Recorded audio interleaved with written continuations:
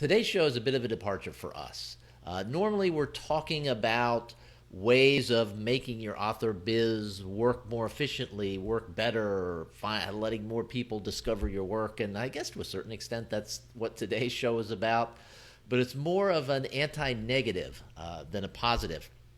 Today's show, the guest is Taylor Stevens, who, as some of you know, I do a podcast with on a weekly basis. Taylor's a good friend, and we talk about things writing related on a fairly regular basis. And she went through a period of burnout about just under a year ago, where for the first time in her career, she just couldn't do it anymore, and she had to step away for a while. And a couple of weeks ago, you may have noticed there hasn't been a show for a while. A couple of weeks ago, I worked myself into the point where something happened health-wise, and I just couldn't continue. I had to stop. My body forced me to stop. And oddly enough, I was in great shape. I was doing some things that was, in general, were really good for my health. But the overwork and the lack of sleep and things like that just caught up with me and really kind of slammed me into a chair for a 2-week period of time. I couldn't sit in my work chair. I couldn't think clearly. It was, not fun.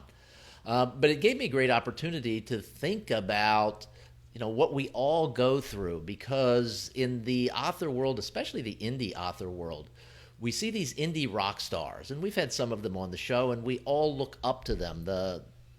I'm not going to go into names, but you know who they are.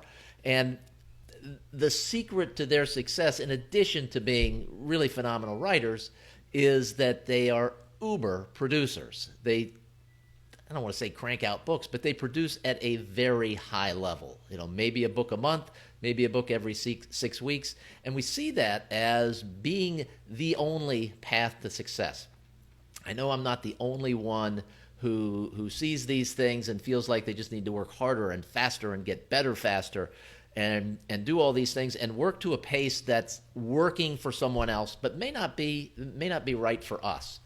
I've talked to a few people in interviews during the show that have had similar problems to what Taylor's had and what I had, where you just essentially you reach a crash and burn point. You just can't do it anymore, and then you find your own level. So that's what I'm personally trying to do right now, and it's sort of what we're talking about on this week's show. So I hope you'll check it out. There's no great discoverability tips on there. There's nothing that's going to help you sell more books. But, maybe there is. If you can take a look at what you're doing and reprioritize a little bit, you might stay in the game a little bit longer and give yourself an opportunity to actually be successful.